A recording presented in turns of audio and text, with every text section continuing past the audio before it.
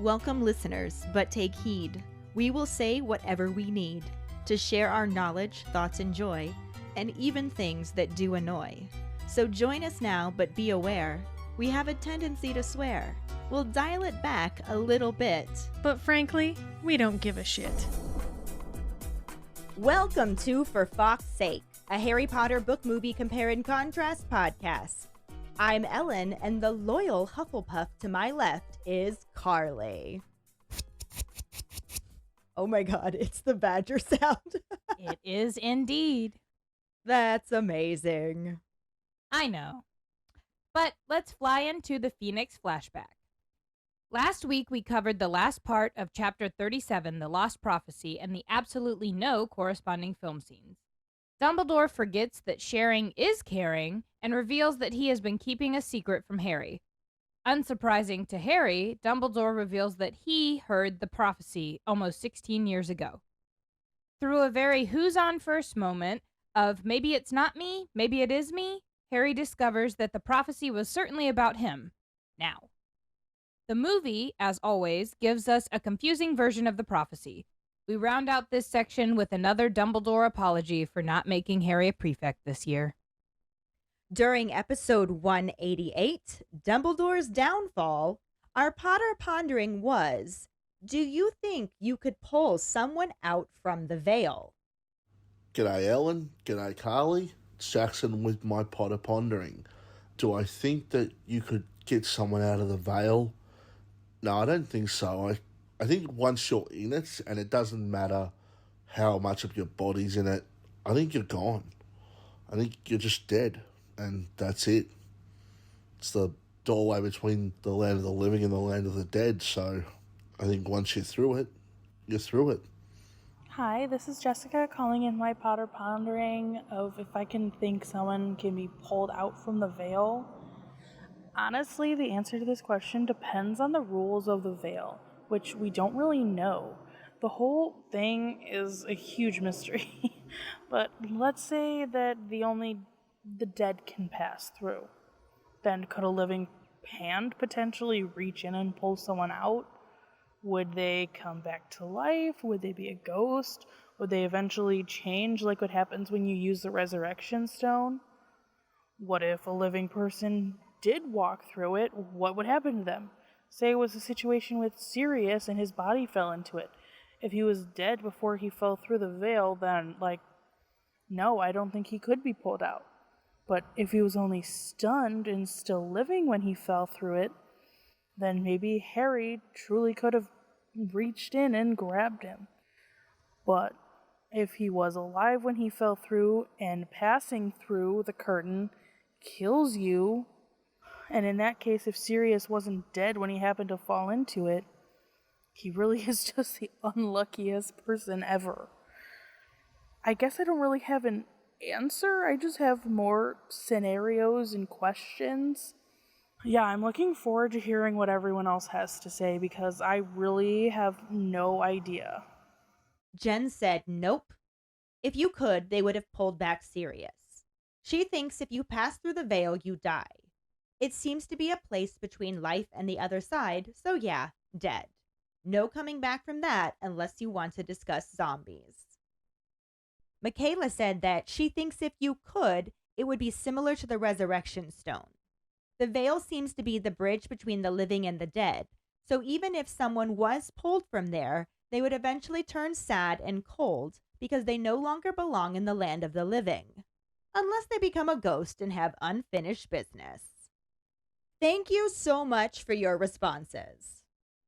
Our trivia question last week was, in which particular prophet did Hermione read the article about Voldemort returning? The article about Voldemort returning is featured in the Sunday Prophet. Congratulations goes to Dave Garza. Yay! He also gets bonus points because not only did he give us the correct answer, Sunday Prophet, he was extra specific and gave us the date as well, June 1996. He's very excited to have started up a 1-week streak. Do you think he might be able to expand it? You never know. For now, let's dive into the first half of Chapter 38, The Second War begins, and an obnoxious lack of corresponding film scenes. Chapter 38. The Second War Begins, Part 1. Harry, Ginny, Neville, and Luna are all sitting around Ron and Hermione's hospital beds as Hermione reads an article in the Sunday Prophet about he who must not be named return. In the article, Fudge confirms that he's back, along with a report of a mass revolt of the Dementors of Azkaban. He urges the magical community to remain vigilant and lets them know the Ministry is publishing guides to home and personal defense to be delivered to all wizarding homes in the next month. The article also mentions the alarm in the community that Albus Dumbledore is newly reinstated as the headmaster at Hogwarts, and then brings up Harry, again calling him the boy who lived. Hermione looks over the top of the paper to say she knew they'd drag him into it somehow, and Ron makes a dark comment about the return to the kinder nickname, as opposed to calling him a show-off maniac. He grabs a handful of chocolate frogs and tosses them to Harry, Ginny, and Neville before opening his own with his teeth. The brain's tentacles left deep welts on his forearms, but the copious amounts of Dr. Ubley's oblivious unction that Madame Pomfrey was applying seems to be helping. Hermione agrees that they are being much more complimentary, calling him a lone voice of truth, perceived as unbalanced but never wavered, forced to bear ridicule and slander. She trails off reading the quotes to comment on how they don't mention that they were the ones doing the ridiculing and slandering. She then winces and puts her hand to her ribs. The curse Dolohov used didn't do as much damage as it could have if he had been able to say the incantation out loud, but still caused enough damage to end with her needing to take 10 different types of potion every day. Hermione continues reading the headlines of the other articles, noting that an exclusive interview with Harry Potter is on page 9, but it isn't exclusive at all, it's just the one from the Quibbler. Luna pipes up that her daddy sold it to them for a very good price, and that they're going to use the money to go to Sweden and see if they can catch a crumplehorn snorkack. After a moment of inner struggle, Hermione manages to say that sounds lovely, and Ginny catches Harry's eye before looking away and grinning. When Hermione asks what is going on in the school, Ginny immediately shares that Flitwick removed Fred and George's swamp in about 3 seconds, but left a tiny patch under the window that he roped off. Hermione is startled and asks why, and Ginny explains that he said it was a really good bit of magic. Through a mouthful of chocolate, Ron says he thinks that he did it as a monument to Fred and George, then tells Harry that they sent him all the frogs, so the joke shop must be doing well. Hermione looks disapproving and switches the subject back to the school, asking if everything has stopped now that Dumbledore is back. Neville answers that it has all settled, and Ron figures that Filch must be happy. However, Ginny shares that he's actually miserable and lowers her voice as she says that he thought Umbridge was the best thing to happen to the school. The 6 kids look around at Professor Umbridge, who is lying in the bed opposite them, gazing up at the ceiling. Dumbledore had gone into the forest alone to rescue her from the centaurs, and emerged without a scratch, though no one knows how. As far as they know, Umbridge hasn't uttered a single word, and no one really knows what's wrong with her either, since other than untidy hair filled with bits of leaf and twig, she seems unscathed. Hermione whispers that Madame Pomfrey says she's in shock, and Ginny says it's more like she's sulking. Ron mentions that she shows signs of life if you do this, and makes a clip-clopping sound with his tongue. This causes Umbridge to bolt upright and look around wildly. Madame Pomfrey looks out of her office and asks if anything is wrong. Umbridge says no, and that she must have been dreaming, causing Hermione and Ginny to need to muffle their laughter. When she recovers, Hermione asks who's going to be teaching divination, and Ginny says that she thinks both Trelawney and Firenze are going to be teaching it. Ron comments that he bets Dumbledore wishes he could have gotten rid of Trelawney for good, calling the whole subject useless. Hermione is shocked, since they now know there are real prophecies. And the turn of the conversation makes Harry's heart start to race. He hasn't told Ron, Hermione, or anyone else what the prophecy had contained. They know from Neville that the prophecy was smashed, and he hasn't corrected this because he's not ready to see their expressions when he tells them that he either has to be a murderer or a victim. Ron and Hermione continue to discuss the prophecy a bit, and Harry abruptly stands to leave. Ron looks disappointed as he asks where Harry is going, and Harry claims that he promised he'd go see Hagrid since he just got back. Ron is grumpy that they can't go too, but Hermione asks him to say hello for them and to ask about his little friend. Harry waves as he leaves the hospital wing and then walks slowly along the deserted corridor, since everyone is outside enjoying the grounds after their exams. Harry is having trouble deciding whether or not he wants company, since when he is in company, he feels like he needs to get away, but when he is alone, he wants company. He considers visiting Hagrid for real, but his thoughts are interrupted when he runs into Malfoy, Crabbe, and Goyle, who are emerging from the door that leads back to the Slytherin common room. Malfoy looks around for teachers, then looks back at Harry and informs him that he's dead. Harry raises his eyebrows and retorts that you'd think he'd have stopped walking around then. This makes Malfoy look angrier than Harry has ever seen him and threaten that he is going to pay, that he's going to make him pay for what he did to his father. Harry ramps up the sarcasm even more, saying that he's terrified because Lord Voldemort's just a warm-up act compared to those three. Then, when they all look stricken at the sound of his name, Harry mocks them for being scared. Malfoy tries to continue his threat, telling Harry to wait, that he can't land his father in prison, but Harry cuts him off to say that he just did. Malfoy says that the Dementors have left Azkaban, so they will be out in no time. Harry agrees, but also points out that at least everyone knows what scumbags they are. Malfoy reaches for his wand, but Harry is too quick and has his drawn first.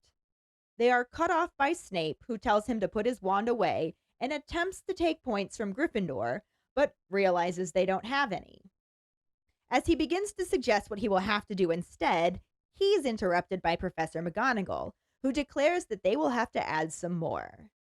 She's walking with a stick, but otherwise looks well as she enters carrying a carpet bag. Snape greets her, mentioning that she's out of St. Mungo's, and she says that she's quite as good as new, then beckons Crabbe and Goyle forward and gives them her bag and traveling cloak to take to her office. Then she awards Potter and his friends each 50 points for alerting the world of the return of you-know-who. This gives Gryffindor 250 points and Ravenclaw 50, allowing the 10 Snape wanted to take away to go back up the hourglass. After that is settled, she tells Harry and Draco they should be outside, and Harry doesn't need to be told twice. He walks across the lawn towards Hagrid's cabin past a bunch of students. They look up at him, and some of them wave and call out to him. Harry doesn't say anything back because he prefers to continue avoiding being questioned about what happened. He knocks on Hagrid's door and initially thinks he's out, but he's just in his back garden. Hagrid invites Harry in for dandelion juice and asks him how he's feeling. Harry quickly says he's fine and asks where Hagrid has been instead. The half-giant says he was hiding in the mountains like Sirius did, but then cuts himself off to look at Harry and take a long drink of his juice. Harry tells him that he looks better, and Hagrid informs him that Groppy has been much better behaved since he got back, even seeming pleased that he is back. When he mentions finding Gropp a lady friend, Harry can't even muster up the energy to persuade him otherwise. He's starting to want to be alone again and takes several large gulps of juice. Hagrid softly says that everyone knows he's been telling the truth and that's gotta be better, but Harry just shrugs. Hagrid tries again, telling Harry that he knew Sirius and dying in battle is how he would have wanted to go. Harry angrily tells Hagrid that he didn't want to go at all, and Hagrid agrees, but points out that Sirius was never one to sit at home and let other people do the fighting. As he continues to talk about Sirius, Harry jumps up and says he has to go visit Ron and Hermione in the hospital wing. Hagrid looks upset but says all right and tells Harry to take care and drop back in if he has time. Harry agrees but rushes out, again ignoring the other students as he passes them. He finds a secluded spot by the lake and sits with his thoughts, feeling like an invisible barrier is separating him from the rest of the world, since he is a marked man and now he knows what that means. It doesn't make him feel any fear. It all still seems very surreal. Harry continues to sit alone until the sun goes down and he gets cold. 3 days before the end of term, Ron and Hermione are allowed to leave the hospital. Hermione shows signs of wanting to discuss Sirius, but Ron keeps shushing her whenever she brings him up. Harry isn't sure if he's ready to discuss his godfather or not, since it varies with his mood. The only thing he is sure of is, even as unhappy as he is, he knows he will miss Hogwarts in a few days' time. Even knowing why he must go back there doesn't make his time at number 4 Privet Drive any easier, and he is dreading the return. The day before the end of term, Professor Umbridge attempts to sneak out of Hogwarts during dinner time, but meets Peeves along the way. The poltergeist gleefully chases her from the castle, whacking her alternatively with a walking stick and a sock full of chalk. Students begin running after her, cheering, as the heads of houses only pretend to restrain them. Professor McGonagall is even heard clearly saying that she wishes she could run cheering after Umbridge too, but Peeves borrowed her walking stick. On the last evening at school, nearly everyone has finished packing and are heading down to the end-of-term feast, but Harry hasn't even started. Ron tries to convince him to do it tomorrow, but Harry tells him to go on without him, saying he won't be long. Even after Ron leaves, Harry doesn't make any effort to speed his packing, because he doesn't really want to be at the feast since he's worried Dumbledore might make a reference to him in his speech. He pulls some rumpled robes out of the bottom of his trunk and notices a badly wrapped package in the corner that he doesn't recognize. He grabs it and realizes what it is within seconds. Sirius had given it to him the last time he left Grimmauld Place, telling him to use it if he needed him. Harry unwraps the package and finds an old small square mirror. On the back is a note that reads, "This is a two-way mirror. I've got the other. If you need to speak to me, just say my name into it. You'll appear in my mirror, and I'll be able to talk in yours. James and I used to use them when we were in separate detentions." Harry's heart begins to race as he remembers being able to see his dead parents in the mirror of Erised 4 years ago. He is sure he's going to be able to talk to Sirius again and looks around before raising the mirror to his face and saying his godfather's name. When nothing happens, he wipes the mirror clean and clearly says Sirius Black. Again, nothing happens, and a small voice in his head tells him that Sirius didn't have the mirror on him when he went through the archway. Harry hurls the mirror back into his trunk, where it shatters. He begins throwing things into his trunk on top of the broken mirror when a new idea comes to him. He takes off running out of the dormitory, barely noticing as he bounces off of walls, wondering how he had never thought of it before.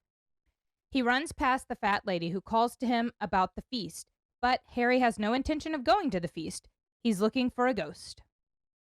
He finds Sir Nicholas de Mimsy Porpington, who is on his way to the feast, and comments about not being the only one who is late. Harry ignores the somber pun and asks Nick if he can ask him something. Nearly Headless Nick plays for time by adjusting his ruff, then asks if it can wait until after the feast. Harry pleads with him and asks if they can go into the nearest classroom, and Nick sighs. Looking resigned, he claims that he can't pretend he wasn't expecting it and drifts through the wall into the classroom. Harry questions what he was expecting, and Nick explains that he meant for him to come find him, since it happens sometimes when people experience a loss. Harry says he's right, and when Nick doesn't say anything, he continues, bringing up the fact that Nick is dead, but still there. He wants to know how people can come back as a ghost after they die, and when Nick still doesn't say anything, he adds on an impatient, "Well?" Nearly Headless Nick hesitates, but does say that only wizards can come back as ghosts. Harry feels relieved since he's asking about a wizard, but then Nick mournfully informs Harry that Sirius Black won't come back. Harry is angry to hear this and questions why. Nick miserably explains that wizards can leave a pale imprint of themselves, but few will actually choose that path. When Harry tries to insist that Sirius will come back, even if it's unusual, Nick quietly tells him that he won't come back. He will have gone on. This just raises a bunch more questions about death that Nick can't answer. Harry exasperatedly asks why he can't answer, since he is dead, and Nick has to explain that he was afraid of death, and he chose the feeble imitation of life instead. So he is neither here nor there, and knows nothing of the secrets of death, though he does believe that learned wizards study the matter in the Department of Mysteries. When Harry tells him to not talk about that place, Nick simply apologizes that he couldn't be more help and excuses himself to head to the feast, leaving Harry alone and feeling like he just lost his godfather all over again. So obviously, there are no movie scenes for this section. It's just the first half of the chapter, the last chapter of Harry Potter and the Order of the Phoenix. Which is great, but I really wish that we had gotten some of those movie scenes. Yeah, especially this conversation with Nick. Oh, I absolutely wish John Cleese had been in this to be Nick. Right, but we'll get more to that when we get to the end of the compare and contrast section. We're going to start with the start of the chapter, which is when Harry, Ginny, Neville, and Luna are all visiting Ron and Hermione at the hospital, because those were the two that were like significantly injured. Ginny was healed, her broken ankle, healed like that in a second. Good thing Lockhart wasn't there. Yes, then he would have removed her bones and she would be in the hospital growing them back still, probably. So you got Ron in one bed, Hermione in the other, and then the other four are sitting in either chairs or on the bed. I think Ginny is sitting on the edge of Hermione's bed. Hermione is laying in her bed reading an article in the Sunday Prophet. Which was our trivia question. Yep. We also kind of, sort of, a little bit got this in the movie. We talked about it a couple of weeks ago with the slight montage of Daily Prophet articles. Yeah, because it's an article about Voldemort's return. Of course, he's called He Who Must Not Be Named in the article because nobody's going to publish that shit. But you got Fudge confirming that he's back. Mention of the mass revolt of the Dementors from the ban. And both of those showed in the Daily Prophet montage thing. But he also, in this article, is urging the magical community to remain vigilant, constant vigilant. He's taking a page out of Moody's book. And also tells them that the ministry is going to be publishing guides for defense, and they're going to be delivered for free to every wizarding home. I feel like this is really proactive of them. Fudge is not usually very proactive, but at this point, he hasn't completely been voted out, has he? Or is he? No, this is pre-vote out. Yeah, so this is really proactive for Fudge. He is usually not the type to do things like this. Probably a good thing that he is, though, because I imagine everybody is panicking at this point. The article also brings up the fact that Albus Dumbledore is the newly reinstated headmaster of Hogwarts School of Witchcraft and Wizardry, which was also shown in the movie article montage. I still don't think he left. I think he just was hiding out in his office, and that's why they wouldn't let her in. I absolutely love that, and that is my headcanon now as well. The montage did mention Harry, but not in the same detail that this article does, because it brings Harry up next. He's back to being the boy who lived instead of being that show-off maniac that they were writing him out to be before. So it's sort of similar. It's definitely a nod. It kind of works out. They didn't give him the mean nickname. Right, which it's Ron in the book who points that out. Like, hey, you're not the show-off maniac anymore.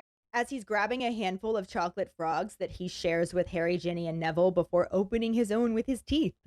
I am impressed because we have bought chocolate frogs at Universal and they are big. Ron's hands must be enormous. I don't know if they are actually that big in the story. They make them pretty big in the movies too. So I don't know what J.K. Rowling was going for, if maybe they're just smaller. I expected them to be like normal frog size. I would be down for that, like a poison dart frog size. Yeah, but the ones in the first movie where we first see them, they're not quite that big. They're definitely not as big as Universal makes them. Universal makes chocolate toads. Absolutely. They're huge. And they're gross. It is the chalkiest chocolate I have ever had, ever. It's not chocolate, it's chocolate. Yuck. I didn't even eat mine because I was like, this is way too much chocolate, which is surprising because I do love chocolate. It's But- not good. It's hard to eat it. It's not good. It's really dry. I still ate it. It's just like really weird and dry, and it doesn't melt in your mouth like you would expect it to. And it's not good chocolate. For the amount they charge for it, you'd think that they could have a better chocolate. They need some world-class chocolatiers working on that instead Something. of just universal employees making some chocolate. Yeah, it's not good. Anyway, the book mentions that, because like we said, Ron and Hermione were the two injured ones, so it brings up his injuries. Apparently, those tentacles that were coming from the brains left like these really deep welts on his arms where it had grabbed him. And Madame Pomfrey was having to use a lot of Dr. Ubley's oblivious unction, and it seems to be helping them fade some. So, yay! That's a mouthful of medicine. Yeah, it definitely took me like 4 times to say it in the summary. Yay for editing. I wonder if Ron has those scars for the rest of his life, though, from the tentacles. Depends on how well the Dr. Ubley's oblivious unction works.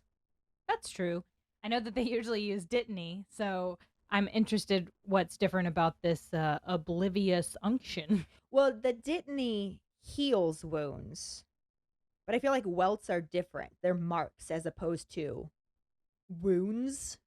And also usually swollen when they're welts. Yeah. So maybe it helps take down the swelling. I don't know. That's Who knows? interesting. Yeah. But anyway, Hermione agrees with Ron that the article in the Prophet is now being much more complimentary to Harry, pointing out that the direct quotes from the article is that he is now known as a lone voice of truth. He was perceived as unbalanced but never wavered, and that he was forced to bear ridicule and slander. And then she kind of stops and looks up at them and just says, I notice how they don't mention that they were the ones doing the ridiculing and slandering. Of course not. No, just leave that out. Nobody needs to know. Everybody knows already. But then at this point, she winces and puts her hand to her ribs. Oh, poor Hermione. That spell must have been rough. Yeah. And Dalahav, who did it, apparently could have done more damage if he had been able to say the incantation out loud, which is interesting since nonverbal spells are supposed to be a thing and you'd think they'd be just as powerful. I think maybe he just is not as well versed in them as he could be. So he's not as good with the spells when he's not saying them out loud. That's entirely possible. Not everybody is good at nonverbal spells, and obviously in general wizards don't rely on them as they still say incantations out loud. And there's nothing that inherently says that murder munchers are good at magic. Well, yeah, I was thinking that too, that maybe he just is not a really good wizard. I know he's very high up on the scale because we hear about him an awful lot, but maybe he's just not very good at magic in general. Let's go with that. Probably. Sucks to suck. We still don't know what that spell actually was. Just that purple flames did damage, enough so that Hermione is having to take 10 different types of potions every day. I wonder if Madame Pomfrey knows what it is because she's providing her with this medicine. She must have some idea what it was. Or at least of the damage that it did to counteract that. But I would imagine that each potion does a different thing and therefore sounds like a pretty destructive curse.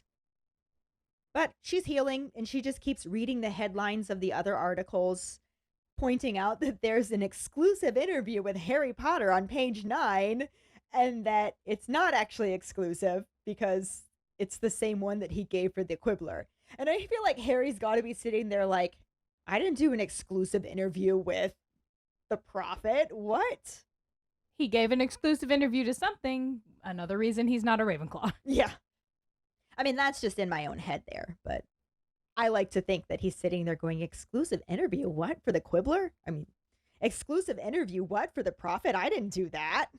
Well, you wouldn't be wrong. I bet he is sitting there thinking that. But like we said, it's from the Quibbler, and Luna speaks up at this moment, and this is also the first time that she's even seemed present in this whole conversation.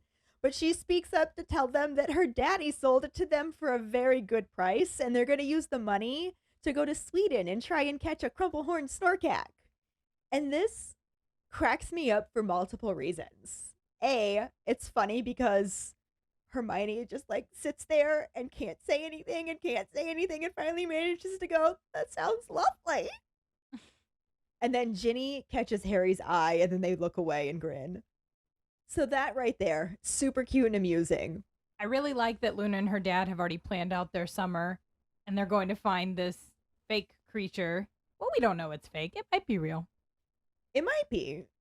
It's doubtful, but it might be. The other thing about it that strikes me as funny is the fact that he did not pay a goddamn thing to write this article.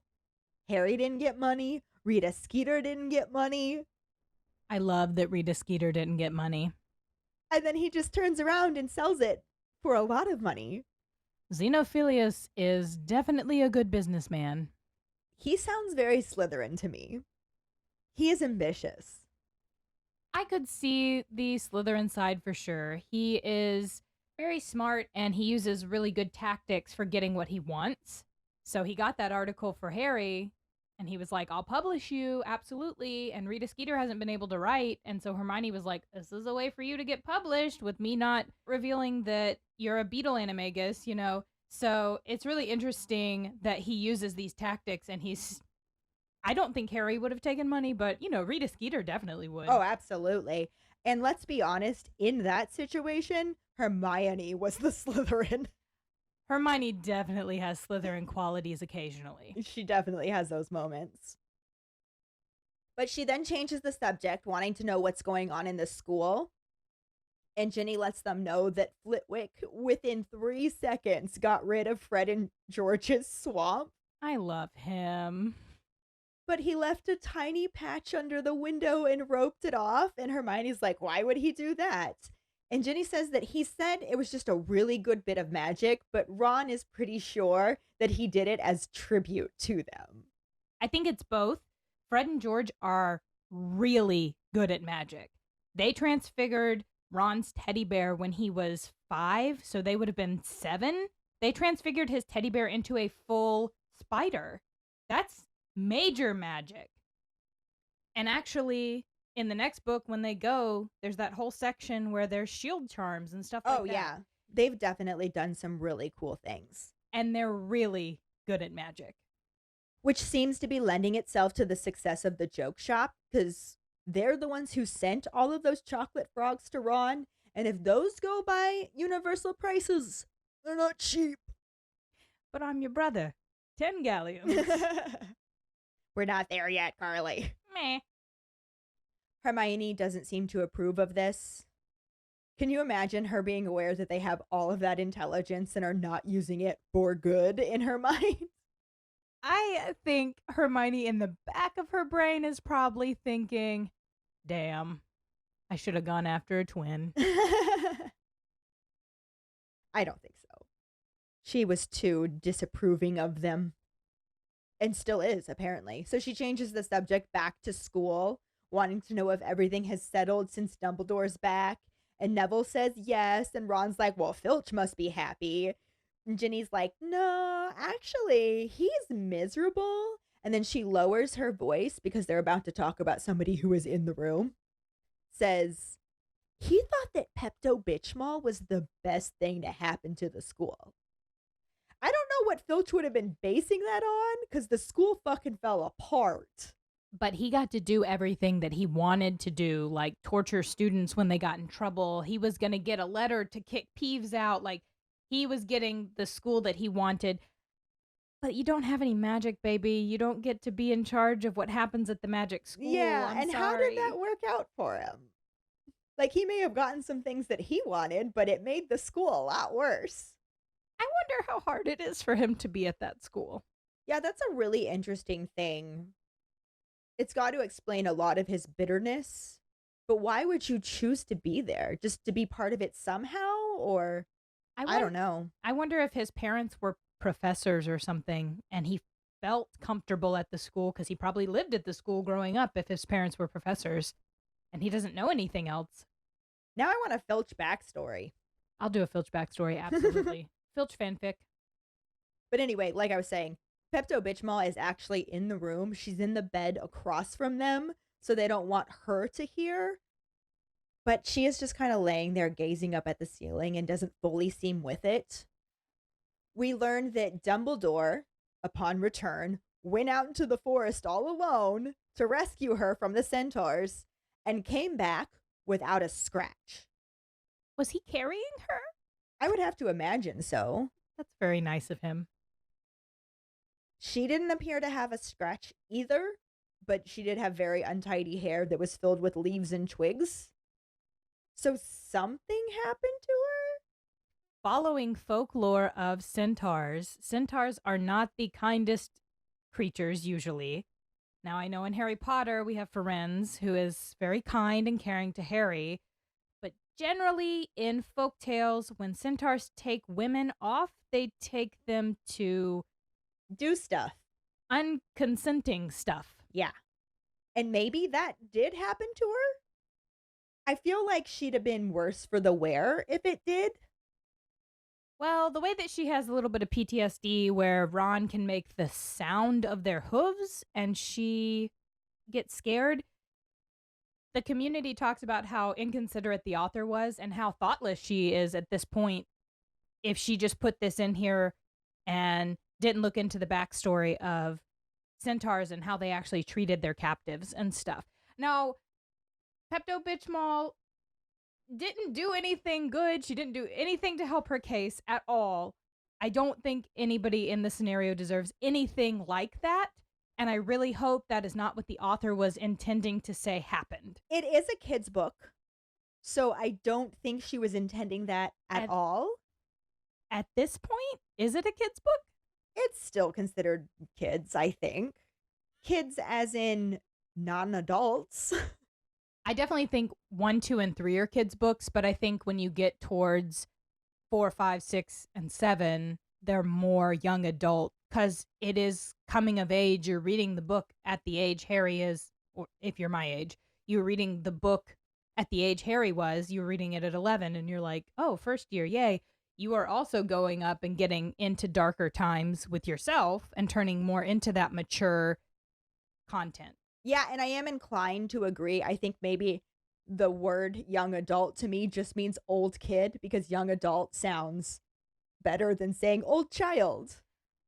I think young adult typically goes to like 18 to 23. That's kind of where my brain is. See, I take it as, because you're saying they're growing up with Harry. Harry's 15 at this point. So I kind of took it as like young adult is like 13 to 18. And then they become actual adults. Yeah. And then basing it on what the library does, it's kind of, sometimes there's more mature young adult, but then there's younger young adult kind of. Yeah. It's just something concerning that is in the book and the community talks a lot about. Yeah, which is why I would like to know your thoughts on what actually happened to her. Because all they gave us was that she seems unscathed. Madame Pomfrey just thinks that she's in shock. She might be. And honestly, considering her views on half-breeds, even though Katie and I talked in length about the fact that centaurs are not half-breeds, they were not made by a human fucking a horse. The way Firenze reacts when Dean asks him if Hagrid bred them, absolutely, no way. Yeah. So awkward there. But considering how Pepto-Bismol feels about them and talks about them, the mere act of just being stuck in the woods with them, being their prisoner, maybe they just tied her to a tree and left her there till Dumbledore showed up. I was wondering if maybe they were having like a raucous party where maybe something was going on that she was like, oh my God. Maybe they weren't doing anything to her. Maybe they were just doing things in front of her. And she was like, Lord. It is entirely possible that that would cause some shock. I would prefer that much to the way I was thinking. So Ginny thinks that she's just sulking, which is entirely possible as well. She has now completely failed in any position she's been put in at the school, managed to get captured by things that she considers to be beneath her, and got outsmarted by children. well, maybe we should stop considering that things are beneath us, such as children, wizards, and other magical creatures that have brains and are extremely intelligent. Yeah. I don't think she actually learned that lesson, but maybe. I wonder if they had made a clip-clopping noise when they went into the ministry, if that would have helped them get what they wanted. But speaking of the clip-clopping sound, this is the point where Ron mentions that. He says that she shows signs of life if you make a clip-clopping sound, and then demonstrates going with his tongue. And Pepto-Bismol just sits bolt upright and looks around wildly. So yeah, like you said, that is definitely kind of a sign of PTSD. Not kind of, that is a sign of PTSD. Hopefully she gets herself some therapy. No, because there's no therapy in the wizarding world. Madame Pomfrey sees her looking around, peeks her head out of her office, and is like, is something wrong? And Pepto-Bismol is there somewhat, because she answers, she says no, and thinks that she must have just been dreaming. So she probably is having nightmares about whatever it is that did happen to her. I guess I'm just so much of a Hufflepuff that I do feel bad for Pepto-Bismol in this scenario. It just makes me feel bad because I can imagine going through something traumatic and then having to be constantly reminded of it. I wonder if Madame Pomfrey is giving her that solution, the potion that makes you sleep without dreams. Maybe. I kind of feel bad for her too, because like you were saying, if this was something really horribly traumatizing and not actually just her sulking like Ginny thinks, then that is really awful, and there is not a person in the world who deserves that. She also is never going to tell anybody what happened, so... But she should tell a therapist. I'm going to start a campaign for magical therapists. Hermione and Ginny are definitely not Hufflepuffs. They have no sympathy for this. They find this whole thing hilarious and basically stuff Hermione's bed sheets into their mouths to muffle their laughter. I also think they're 15. Well, Hermione's 16, Ginny's 15, and they're witnessing a teacher that was horrible to them go through something that they feel like she made everybody go through this school year. So they're just being very teenagery. Oh yeah, they're definitely being young adults here. The episode's called Young Adult. Anyway, once they recover from their cruel little laughter there, kind of deserved laughter, but whatever. Depends on your perspective. Hermione changes the subject to want to know who's going to be teaching divination now, since they have Trelawney and Ferenz. And it's not like Ferenz can go back to the forest. So what are they going to do? And Ginny says that she thinks both Trelawney and Ferenz are going to teach it, like they'll alternate years or something. And Ron speaks up to say something about thinking that Dumbledore probably wished he could have gotten rid of Trelawney for good, and calls the whole subject useless. And this is so funny to me because Hermione is shocked. She's just like, how can you say that now that we know there are real prophecies? And I'm like, Hermione, you walked out of that classroom. Are you regretting that now? Do you think maybe you should have stuck with divination now that you know there's real prophecies? I feel like divination is like a class that you need to be pre-tested for. You can't just tell the future. I don't think it works like that. I think that you need to be like a pre-test. Like, do you have some semblance of the sight? You could still learn about the history of it.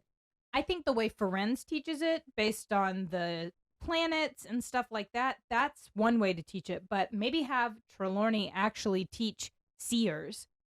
Test them to see if they're a seer before. I don't know if there is a way to test them, though, because half of the predictions that she makes are just BS. I wonder what triggers her predictions. Real inner eye? Yeah. Though some of the things she makes, not during those moments, those are true. I think that Sybil is a seer. She's just not really good at interpreting it. She sometimes gets things wrong, like when she did say that Harry was born in midwinter. To me, that's her reading that piece of Voldemort that's inside of him. And that is entirely possible. But I think some of it is also manipulative. Like when she said that Neville was going to break a cup and asked him to grab a blue one instead of a pink one next time. And then he ends up breaking both of them because she planted it in his head. She made him nervous. Would he have broken that cup if she hadn't have said that first? Probably not, but that's like parlor tricks, right? To get the kids to think that you actually know what you're doing. It is definitely an interesting subject. I just kind of wonder if Hermione now regrets leaving it behind. I just was thinking Hermione maybe was thinking, I don't want to do it because I'm not a seer. That could be it too. Just a little more respectful than when she left in third year. It's been a couple years. Things have changed. Anyway, the turn of the conversation to the concept of prophecies kind of sets Harry off. His heart starts pounding. He hasn't told anyone that he knows what was in the prophecy. All they know is from Neville that it broke. So they all think that they have no idea what was in it, just that it existed. And Harry's sitting there like, I don't really want to see the looks on your faces when I tell you that I either have to murder someone or be murdered by them. That's fair. You don't ever want to have to tell your friends something bad news-esque like that. So guess what, guys? Either I have to kill Voldemort or he's going to kill me. Have a good summer. Bye, friends. It's about how that goes. Ron and Hermione just full on pick up the conversation about prophecies. And Harry's like, peace out, yo. I am not mentally prepared for this. And gets up to leave, which upsets Ron. He's like, where are you going?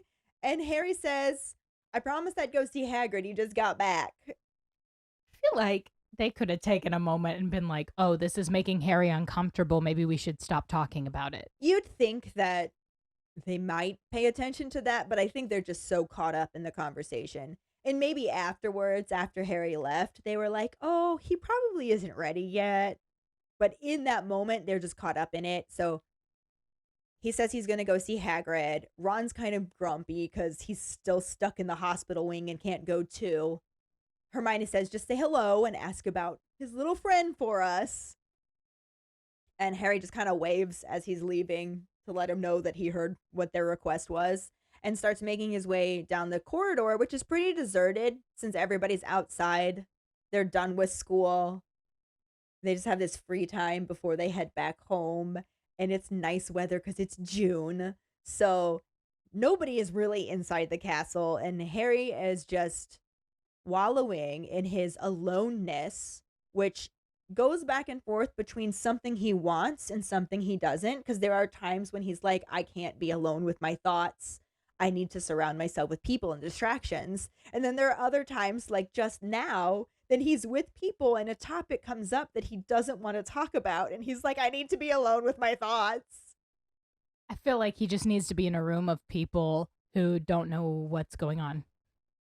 And that might help, but that also could feel really weird and surreal. That's true. Like how he mentioned when he was in Dumbledore's office that he could hear everybody walking about the castle first thing in the morning and laughing and going to get food. And he's just like, none of these people know or care that Sirius is gone.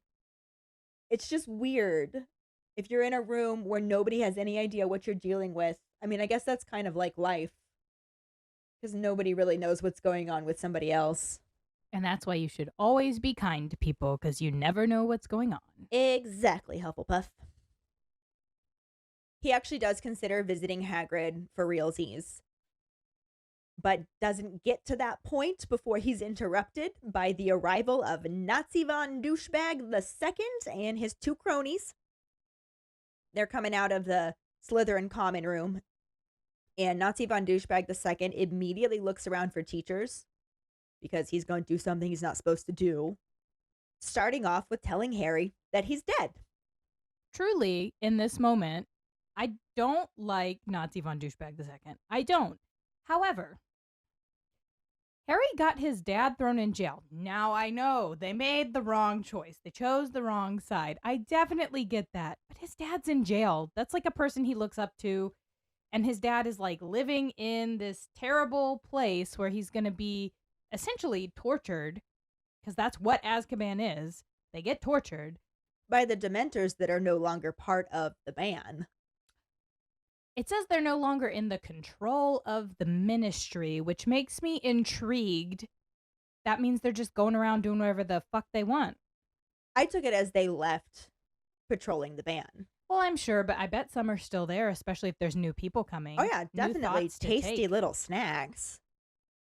Lucius is a tasty little Luscious. Douches.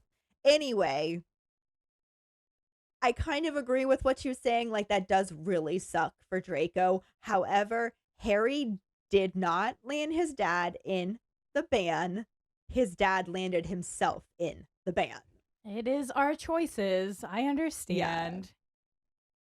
Nazi von Douchebag II tells Harry that he's dead, and Harry has the best Sassy Harry response of, I think, all of the responses in the book. Like, this section is just mwah for Harry's sarcasm, because he just raises his eyebrows and says, you'd think I'd have stopped walking around then. So sassy, sir. Oh my god, I love it. Naturally, this makes Malfoy even angrier, which is hilarious and understandable, because that's exactly how you piss somebody off that's trying to threaten you. Just give him some sass back. But Malfoy's pissed, and he says, you're going to pay for what you did to my father. And Harry somehow turns the sass up even higher, responding with, oh yeah, I'm terrified now because Lord Voldemort's just got to be a warm-up act compared to you three. My goodness, Harry. And there's just so many things in there that flat out being like, dude, I just faced the world's most evil dark wizard and survived. I am really curious why Draco thinks at this point like he could take Harry on. He has literally faced Voldemort like 4 or 5 times before now, and he's won. So you little white boy here, just, no, you're not going to get it. You think I'm scared of you? No. Especially since the mere act of saying his name causes those three to look terrified. And Harry is like, oh, what? You scared of your dad's mate? Nazi von Douchebag II makes an attempt to continue his threat, telling Harry, just wait, you can't land my father in prison. And Harry's just like, I thought I just did. Listen, Harry. And technically, you didn't, because he landed himself in prison, but also, boom. To be fair, Harry is the reason they got caught, So, yeah. Malfoy points out that the Dementors have left the band, so they're going to be out in no time, and Harry's just like, yeah, maybe, but now everyone also knows what scumbags they are, so have fun out in the real world, Lucius. Harry is 100% not wrong. Right? I love it so much. It's just so great. He's just done taking shit from these three. He has really fucked them over this school year by claiming their dads were in the graveyard with Voldemort when he came back. Which they were. They were. But that put it out there for everybody to see and read. And if they chose to believe Harry, then they already knew what scumbags they were. And now there's proof. Correct. In response to that, though, Nazi von Douchebag II just reaches for his wand. And I don't know if Harry is just really that much faster than him, or if he was goading him on purpose in the hopes that this would happen. But he easily gets his wand drawn first and is ready to go. But Snape shows up, tells him to put his wand away, and tries to take 10 points from Gryffindor before looking over at the hourglasses, because apparently they're standing right by them, and saying, oh, you don't have any because the Inquisitorial Squad went mad and took all of the points away from all of the other houses that weren't Slytherin. Because that's fair. Right. So Gryffindor is completely pointless, even though it does have a point. It just doesn't have any points.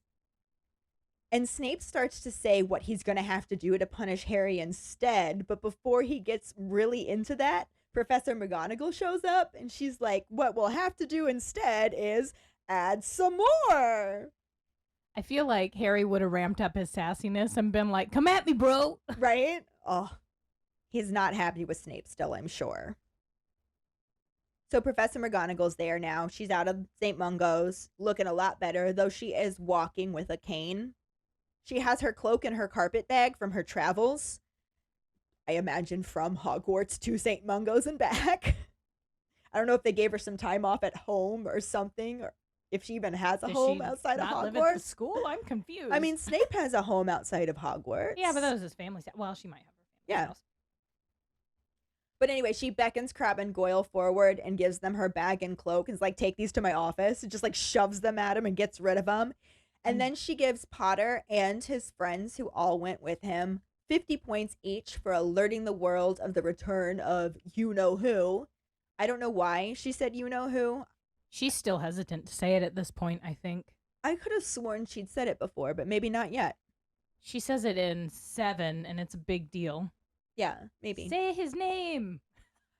But it's just so funny that she's just like, oh, Gryffindor doesn't have any points? We'll have to give them points. And that's normally such a Dumbledore thing that I love that they had McGonagall do it this time. Dumbledore comes running down the stairs. What? He's just possessing her and saying it through her so it doesn't look suspicious. But so we've got Harry, Ron, Hermione, Neville, Ginny. So that's 5 times 50, 250 points for Gryffindor. And then she remembers Luna was there as well, so Ravenclaw gets 50 points. And then she turns to Snape and says, so what, you said you wanted to take 10 points away from Gryffindor? Go for it. So now those 10 rubies go back up the hourglass, and they're still left with 240. Respectable amounts. Malfoy takes away points from Hermione for being a mudblood. If I was McGonagall, I would be like, I want to take points away from you guys for being Nazi von douchebags. Yes, absolutely. I wonder if they were allowed to give points to themselves or just take points. Like, how many points does Slytherin have right now? Are they out of emeralds? Or are they just all in the bottom? That would make me, like, hysterically mad. I wonder what Hufflepuff's Yeah. at. I imagine that they attacked everybody and nobody has points at this point. Well, everybody hates Hufflepuff. Poor Yeah. Hufflepuffs. In the books, everybody hates Hufflepuffs. They're always referred to as duffers, but we know Hufflepuffs are the best. Yes. I do love Hufflepuffs. It's my secondary house, but I am a Gryffindor. Anyway, all that's settled, and she tells Harry and Nazi von Douchebag the second that they should be outside, and Harry's just like, peace out, yo. He doesn't need to be told twice. He's out of there. The entire imagery of that whole conversation makes me so happy. Just McGonagall coming in and being like, you foolish boys, take my things. Yes. And I'm giving them points, and Draco, shut up. Like, that whole thing is just, that imagery is perfect, and I love it. And obviously the movie couldn't include this since they never even had her get injured to begin with. I say injured like she wasn't completely unfairly attacked. Correct. So Harry decides that he is actually going to go to Hagrid's cabin. He walks past all of the students that are outside, and of course they're all staring at him because that's what they do. Some do actually wave at him or even call out to him, and Harry just ignores them all because he does not want to stop and get questioned by anybody. He makes it to Hagrid's hut and knocks on the door, and there's no answer at first, so he's like debating about whether or not he's going to leave. But then it turns out Hagrid was just around in his back garden, and he and Fang come around the side of the house, and Hagrid invites him in for some dandelion juice, which I didn't know that was a thing. I'm really glad that's not something they decided to sell at Harry Potter World at Universal because, ugh. Okay. Dandelion juice on its own is disgusting. However, I used to work at a juice place, and we would juice dandelions with lemons, and that little kick of lemon, it's very refreshing. It kind of tastes like grass, not gonna lie. But dandelion on its own is really gross, so I really hope that he at least gave him some lemon to put with it. It is very good for your health. Yeah, maybe that's it. I don't know. It sounds yuck to me. Hagrid also asks him how he's feeling, and Harry's just like, whatever, I'm fine. Where have you been? Tell me about that. Distract. Deflect. deflect. Distract, deflect. Go on. So Hagrid explains that he was hiding in the mountains, starts to say that it was just like how Sirius did when he was on the run, and then realizes that is not the thing to bring up in front of Harry right now, and just like takes a really long, awkward sip of his juice. At least Hagrid's a little more respectful than Ron and Hermione, and he picked it up a lot quicker. Yeah, he definitely did. Harry just keeps the subject off of that and mentions that he looks better. A lot of those cuts and bruises are finally healing. And Hagrid tells him that Groppy has been so much better behaved since he got back and even seemed pleased. Which makes sense because we know that when they were in the forest, he was like, Grop, want Hagrid? And it was just very aw. So he's definitely happy his brother's home. And then he mentions he was thinking of finding Grop a lady friend, which problematic. But are you just gonna go kidnap a female giant and somehow manage to drag her back to the forest too? Are you maybe considering just doing like a wizard? Maybe Madame Maxime has a sister. Maybe. I don't know. So problematic. However, Harry doesn't even have the energy to try and persuade him against this idea. He's just like, in his brain, that is a terrible idea, but I can't deal with this right now. And he just like takes more drinks of his juice, and that is it. So Hagrid tries to bring up the thing that he probably shouldn't bring up, that Harry definitely doesn't want to hear about because he's starting to get that itch of being alone again. But Hagrid does it. Says, everyone knows you've been telling the truth now, and that's got to be better. Harry just kind of shrugs. He doesn't really have anything to say to that. So Hagrid tries again, trying to comfort Harry, letting him know that he knew Sirius longer than Harry did, and dying in battle is how he would have wanted to go. That just makes me so sad. I know that Hagrid's trying really hard to be helpful.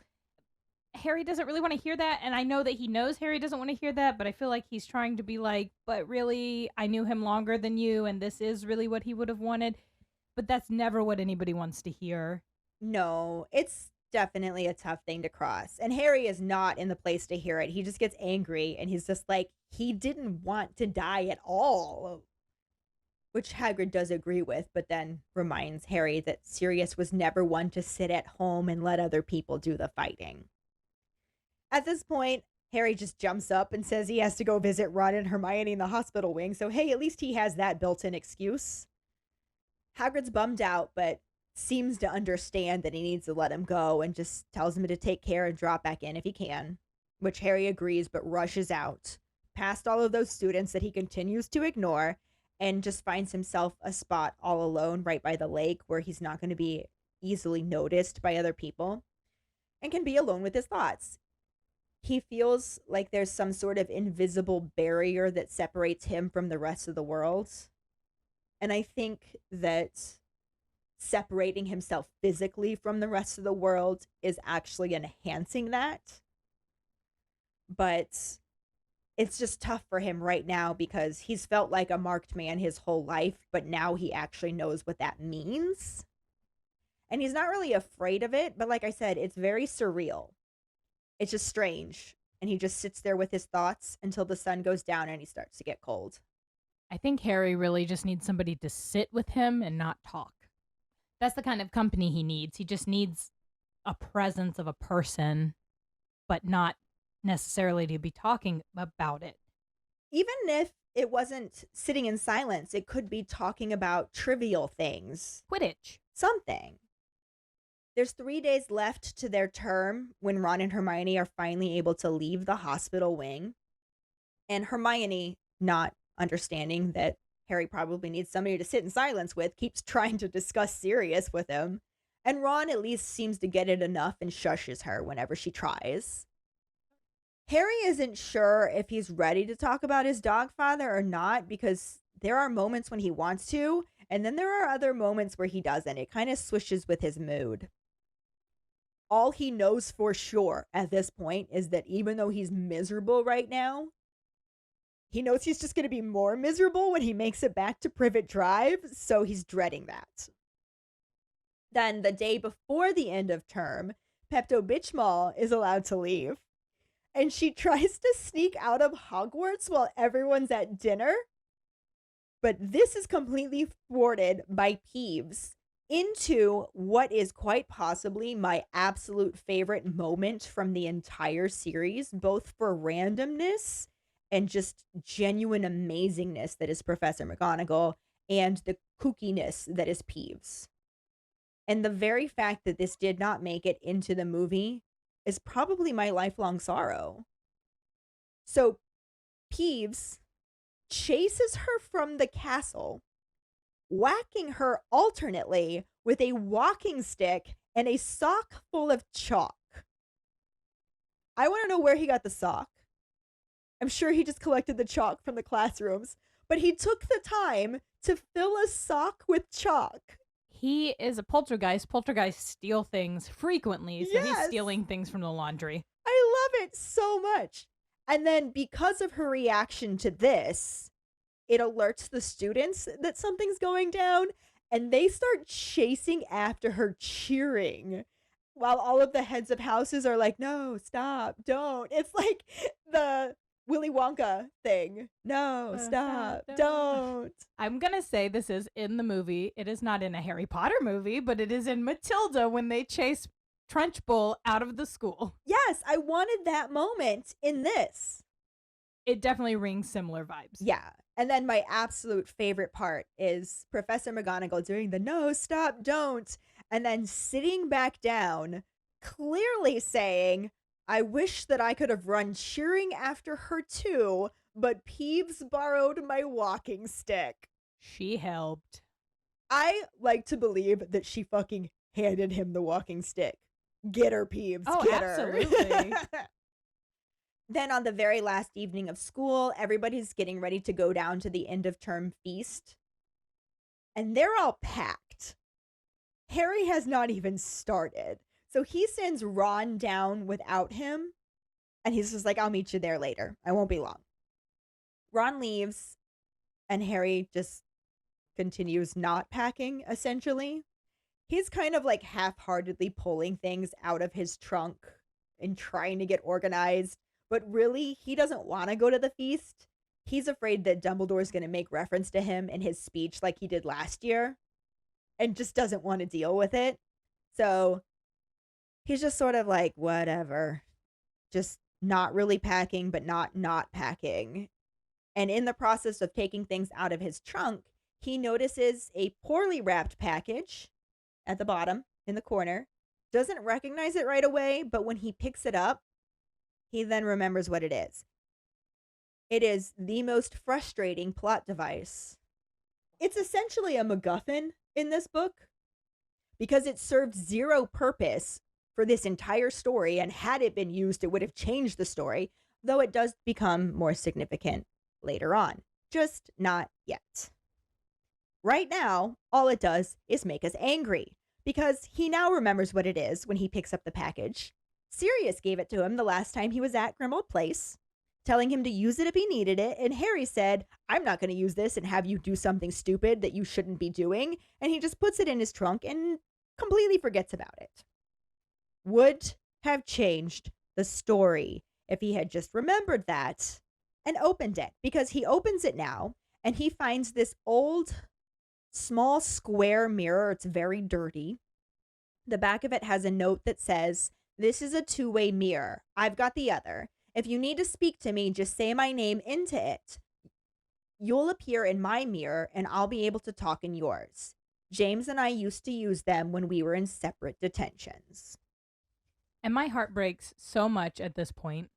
It's heartbreaking, yes, and infuriating, because if he had just remembered that and used that to try and reach out to Sirius instead of Umbridge's fire, it's useless. He thinks it's going to be useful right now because he remembers seeing his dead parents in the Mirror of Erised. So he thinks maybe he'll get to see dead Dogfather in this mirror. He holds it up to his face, sees his reflection in the dirty glass, and says, Sirius Black. When nothing happens, he tries wiping the mirror clean, repeats the name, and nothing continues to happen. Not being Ravenclaw, his theory here is that the reason why it's not working is because Sirius didn't have the mirror with him when he went through the archway, but I somehow don't think it was going to work then either. That'd be fucking dope. Right? I wonder if then in some sort of afterlife it could be passed around and other people could use it to talk to their loved ones. What I'm saying. Right? Harry is not sad. Harry is angry. And he just throws the mirror back into his trunk where it breaks. And he doesn't bother cleaning it up or anything. He just starts throwing more things on top of it. It's gonna bite you in the 7th book, Harry. Oh, yeah. Literally. Well, as literal as something cutting you is biting, but yes. While he's doing this, he has another Lumos pop up over his head. And he just takes off running out of the dormitory so fast. He's like bouncing off of walls and doesn't even care. He has a goal. He's gonna get there. He's not even thinking about it. He runs past the fat lady who's like, you're late to the feast. And it just ignores her because he's not going to the feast. He's trying to find himself a ghost. He manages to find nearly headless Nick, also properly named Sir Nicholas D. Mimsy Porpington, who is on his way to the feast and makes the joke, a pun about not being the only one who is late in a manner of speaking. It makes me so happy. Harry just ignores it. Asks Nick if he can ask him something. I love that question. Hey, can I ask you something? You just did. I'm pretty sure that he did that to Dumbledore, too. And Dumbledore said, you just did, but you can ask another. Yep. Nearly headless Nick is like, can this wait until after the feast? But Harry is adamant that it needs to happen now, and he asks if they can go into the nearest classroom. So he holds the door open for him to the classroom, and Nick just floats through the wall. And just the little touches of that. Like, I would have loved to see that. And I really would have loved to have this conversation because it would clarify a few things. Not to mention, then we'd get more John Cleese. So Nick is actually not surprised that Harry's come to find him. It's not the first time that people who have experienced a loss had come looking for him or another ghost. And Harry's just like, yeah, you're right. That's exactly why I'm here. You're dead, but still here. So how can people come back as ghosts after they die? And then Nick doesn't answer right away. So Harry's just like, well. I kind of wonder if Nick is embarrassed at his choice because of how he responds. I don't even think that's a kind of wonder. I'm inclined to say that's what it is. He's embarrassed that he chose the, quote, easy way out. Yeah. He hesitates before responding and then says that only wizards can come back as ghosts. And Harry's just like, oh, yeah, well, I'm totally talking about a wizard. But Nick's just like, no, Harry, Sirius Black is not going to come back. He knows exactly why he's there. Harry's upset. And he's like, why? It doesn't matter if it's unusual. He will come back. And Nick tells him that he's not going to because it's just a pale imprint. And very few actually choose that. He will have moved on. I also think that Harry is wrong. I think Sirius did want to die. I am inclined to agree with you there as well. He had so much loss. I don't think he wanted to leave Harry.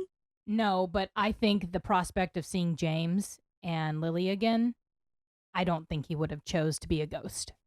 I also think that, unfortunately, we have hit the point with Harry where he has so much responsibility in this story and his future that he doesn't get to be a kid anymore, and having adults that are responsible for him help him stay a kid. So for the story's sake, they had to start taking away.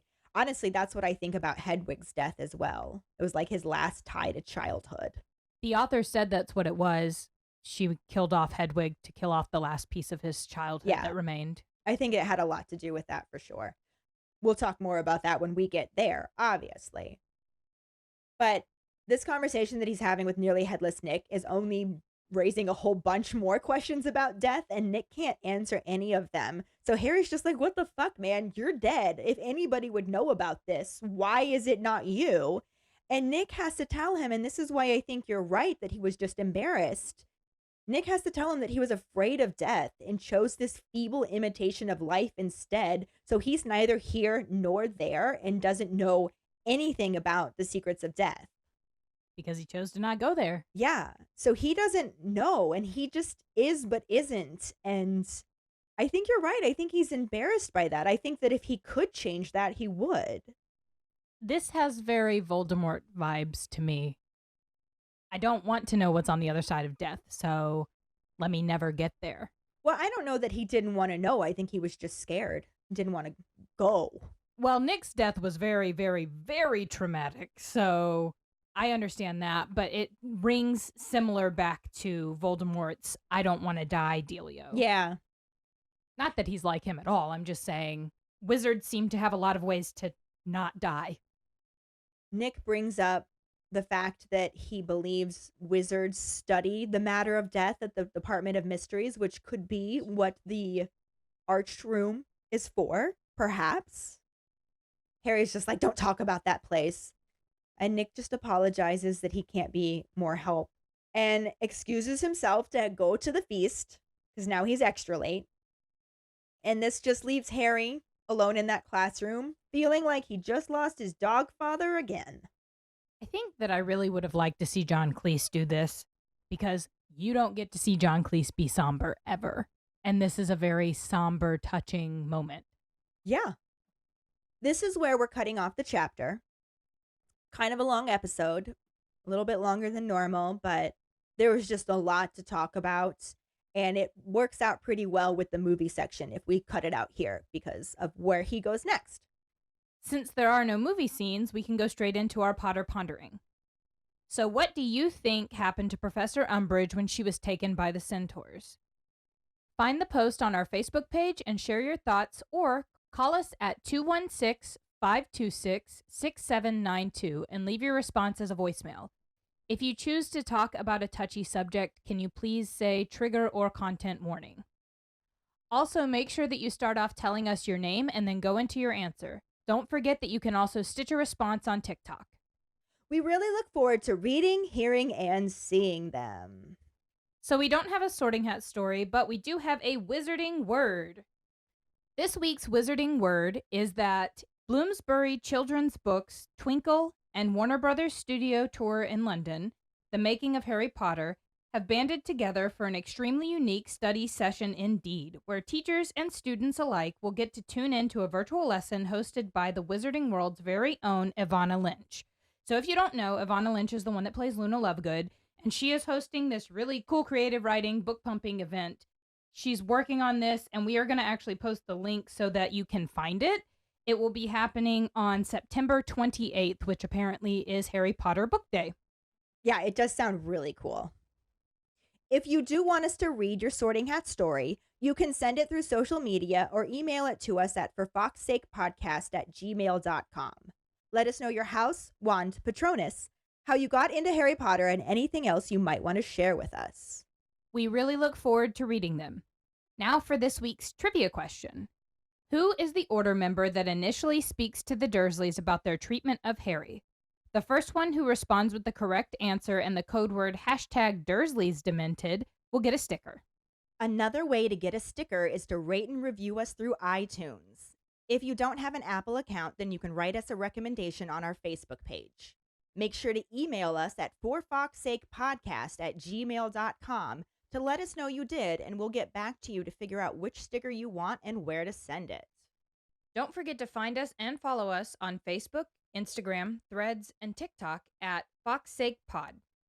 Following us on Podbean at fawkesakepod.podbean.com will get you the episode as early as possible and give you a leg up in answering the trivia question. You can also go to our website at forfawkesakepodcast.com to check out our For Fawkes Sake and Harry Potter related merchandise for sale. Don't forget to subscribe to our YouTube channel where we post our weekly podcast episodes, cooking show episodes, vlogs, bloopers, and other random videos. We have a bit of a backlog on episodes. I did make some progress, and I'm hoping to get the rest up this summer.